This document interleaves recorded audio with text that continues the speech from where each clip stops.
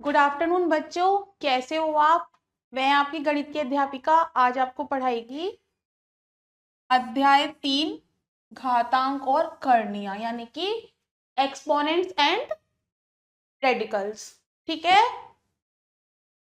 तो इस अध्याय में हम घनात्मक एवं ऋणात्मक आधार पर आधारित घातांकों के नियम तथा करने के विषय में जानेंगे।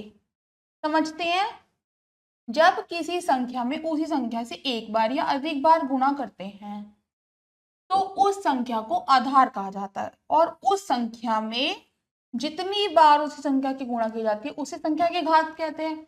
ये तो हमें पता ही है। जैसे ए एन में ए तो हो गया आधार और एन हो गया घातांक, अर्थात घात कहलाता है। इसे एन को हम घातांक या घात कहते हैं। घातांक क्या होते हैं?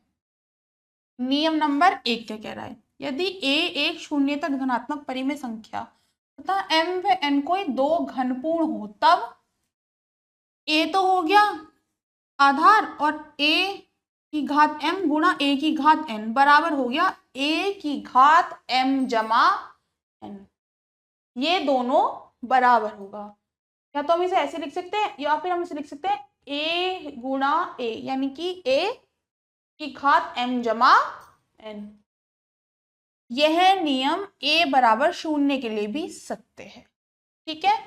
नियम नंबर 2, यदि a एक शून्येतर धनात्मक परिमेय संख्या है और m और n कोई दो घनात्मक पूर्णांक हो तो m बड़ा होगा n से।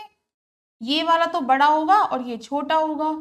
तो a भाग a, अगर हमें भाग करना है इसमें से इसको तो क्या करेंगे? किसी संख्या में किसी संख्या को अगर भाग करना है तो क्या करेंगे, और संख्या हमारी समान है तो हम क्या करेंगे? a की घात m घटाव n, जो पहले की घात है उसमें से दूसरी घात को घटा देंगे।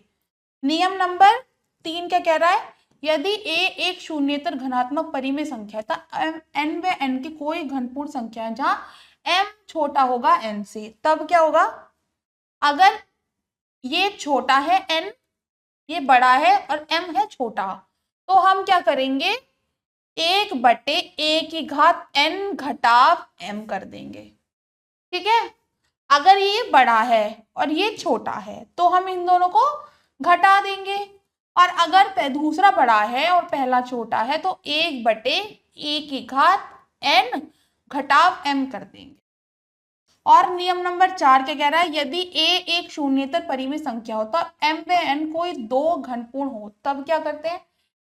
a की घात m है ब्रैकेट में और n अलग से लिखा है, तो a की घात m गुणा n, इन दोनों घातों की गुणा कर देते हैं। यह नियम a बराबर 0 के लिए भी सत्य है। नियम नंबर 5 क्या कह रहा है? यदि a तथा b कोई दो शून्येतर परिमेय संख्या हो तथा m एक घनपूर्ण हो तब a की घात m गुणा b की घात m बराबर हो गया। अब अगर दो अलग अलग संख्या है तो a गुणा b की घात m हम ऐसे लिख सकते हैं। नियम नंबर 6, यदि a कोई शून्येतर परिमेय संख्या हो तब a की घात 0 बराबर 1 होगा। किसी भी संख्या की घात 0 बराबर 1 होगा। ठीक है। अब हम पढ़ेंगे ऋणात्मक घातांक। घनात्मक पढ़ लिया, हम ऋणात्मक के बारे में पढ़ेंगे। यदि a कोई शून्येतर परिमेय संख्या हो तब m कोई घनपूर्ण हो तब क्या करेंगे? a की घात अगर घटाव m है तो इसे हम लिख सकते हैं 1/a की घात m, यानी कि 1/a की घात m। ठीक है। घातों के ऋणात्मक होने की दशा में पिछले नियम निम्न प्रकार पुनः परिभाषित किए जा सकते हैं। जैसे पहला तो है a की घात m गुणा a की घात घटाव m, तो क्या करेंगे? a की घात में से m में से n को घटा देंगे। अगर दोनों घटाव में है, अगर पहला घटाव में दूसरा जमा में है तो पहले को घटाव में और दूसरे को जमा में ऐसा लिख देंगे। अगर दोनों ही घटाव में तो घटाव को बाहर लिख के और इन दोनों को जोड़ देंगे घातों को। अगर भाग करने की स्थिति में पहला जमा में दूसरा घटाव में है तो दोनों को गुणा कर देंगे। ठीक है। a की घात m गुणा n घटाव का। ठीक है। और भाग करने की स्थिति पहला घटाव का दूसरा जमा में है तो हम क्या करेंगे? दोनों को घटाव में लिख देंगे। ठीक है। a की घात m गुणा घटाव a की घात n। और आखिर ये a की घात m में से घटाना है a की घात n को, तो a की घात m गुणा a की घात, ये अगर इधर आएगा गुणा में तो एक जमा में हो गया और एक घटाव में। ठीक है, इसी प्रकार a की घात m ब्रैकेट में लिखा है और घटाव n अलग से लिखा है, तो mn को गुणा कर दिया, यानी कि a की घात घटाव m और n, या फिर a की घात m और n लिख सकते हैं। ऐसे ही अगर ये दोनों घटाव में है m और n, तो a के घटाव m गुणा a की n, यानी कि a घटाव mn और a की घात mn हो गया। ठीक है, घटाव a की घात m है, यदि एक है, यदि m एक सम धनपूर्ण संख्या है। ठीक है, और अगर घटाव एक होगा यदि m एक विषम घन, अगर घनपूर्ण संख्या सम है तो वो जमा में होगा उत्तर, और अगर विषम में है तो वो घटाव में होगा। अब हम पढ़ेंगे करणी क्या होती है। आप जानते हैं कि 1/2 पूर्ण घन प्राकृतिक संख्या नहीं है, अतः 1/2 का घनमूल भी प्राकृतिक संख्या नहीं होगी। घनमूल की तरह ही जिन संख्याओं के वर्गमूल, चतुर्थमूल, पांचवा मूल या फिर nवा मूल प्राकृतिक संख्या या परिमेय संख्या नहीं होते, उन सभी को अपरिमेय करणी संख्याएं कहते हैं। ऐसी संख्याओं को मूल सूचक चिन्ह वर्गमूल की घात n का प्रयोग करके प्रदर्शित करते हैं, जहां n बराबर 2, 3, 4 आदि कुछ भी हो सकता है। तो हम कह सकते हैं कि अपरिमेय संख्या वर्गमूल n की x एक करणी संख्या है, जिसमें x तो करणीगत राशि है और n करणी का घातांक तथा ये करणी का चिन्ह है। ठीक है, ये करणी का चिन्ह हो गया, ये घातांक हो गई और ये करणीगत राशि हो गई। जैसे 2 है, वर्गमूल 2, करणी 2, करणी 3, करणी 5, करणी 7 है, तो इनका वर्गमूल क्या होगा? ये सब संख्याएं करणीय हैं।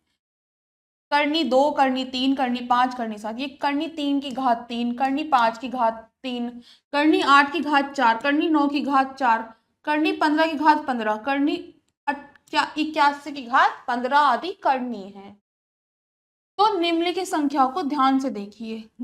करणी 4, करणी 9, करणी 16, करणी 125 की घात 3, करणी 8 की घात 3 और करणी 729 की घात 6 करणीय नहीं है, क्योंकि ये सभी या तो प्राकृतिक संख्या है या परिमेय संख्या है, भले ही इन्हें करणी चिन्ह का प्रयोग करके लिखा गया है। 16 4 गुणा 4 गुणा 4 को अगर हम वर्ग घनात बनाएंगे घनमूल, तो ये बन जाएगा, इसका 16 का घनमूल 4 होगा, 9 का घनमूल क्या होगा? 3, 4 का वर्गमूल 2 होगा, 125 का होगा 5, 8 का हो गया 3 और 729 का भी एक वर्गमूल है, तो इसलिए ये नहीं है। वर्गमूल के चिन्ह में करणी का घातांक 2 छिपा रहता है। ठीक है, वर्गमूल के चिन्ह में करणी का 2 छिपा रहता है। उदाहरण 1 से समझते हैं। निम्नलिखित के मान ज्ञात कीजिए। पहला है 243 की घात 2/5। 243 की घात 2/5। 243 को पहले हम क्या करेंगे? भाग करेंगे, इसके हम वो निकालेंगे, अभाज्य गुणनखंड निकालेंगे। तो हो गए वो 3 की घात 5 की घात 2/5। अब हमने इन दोनों के आपस में गुणा कर देते हैं, तो 3 की घात 5 गुणा 2/5, तो ये 5 से ये 5 कट गया, 3 की घात 2 या 3 तिया हो गए 9 इसका उत्तर। ठीक है, ऐसे ही दूसरा है 64 की घात घटाव 5/2। अब कोई घटाव में है तो उसको 1/64 की घात 5/2 लिख सकते हैं। 8 का वर्ग 64 का वर्गमूल होगा 8 अट्ठे, इसका वर्ग क्या होगा 64 का 8, तो 8 की घात 2 और इन दोनों को गुणा करेंगे तो 2 गुणा 5/2, 2 से 2 कट गया, तो 1/8 की घात 5, तो 8 को अगर हम 5 बार गुणा करेंगे तो ये हो गया 32,768 इसका उत्तर। तीसरा है 5 की घात 2 ब्रैकेट में और 3 है, तो 5 की घात 2 गुणा 3 हो गया, यानी 3 दूनी 6 हो गया, इसको गुणा करेंगे तो ये हो गया 15,625। दूसरा है 8 की घात 2/3 की घात 1/2। इसका घनमूल हो गया 2 दूनी 4 दूनी 8, तो 2 से 2 की घात 3 गुणा 2/3 गुणा 1/2। पहले हम इसकी इससे गुणा करेंगे, ये 3 से ये 3 कट गया, बचा 2। फिर हमने 2 की घात 2 की घात 1/2, फिर हम इसको ऐसे करेंगे 2 से 2 कट गया, तो 2 एकम हो गया 2 इसका। ठीक है, अगला है 0.008 की घात 2/8, यानी 8/1000 की घात 2/3 है।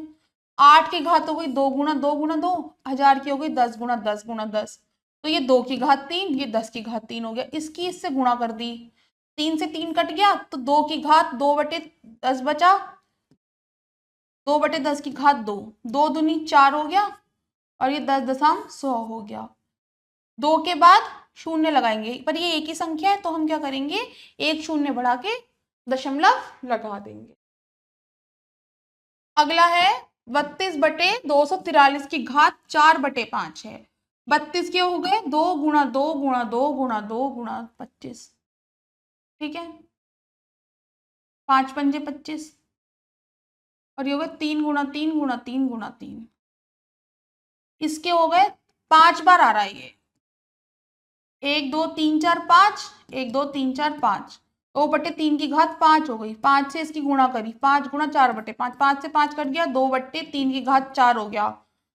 तो इसको करेंगे 2 गुणा 2 गुणा 2 गुणा 2, इसको करेंगे 3 गुणा 3 गुणा 3 गुणा 3, 2 दूनी 4 दूनी 8 दूनी 16। ठीक है, 3 तिया 9 तिया 27 तिया 81, 16/81 इसका उत्तर हो गया। ठीक है बच्चों, इसी के साथ घनमूल और करनी का ये अध्याय यहीं समाप्त होता है। इस अध्याय का अभ्यास आप स्वयं करेंगे। मैं मिलूंगी आपसे अगली कक्षा में, तब तक अपना ध्यान रखिएगा और सुरक्षित रहिएगा। बाय बाय बच्चों।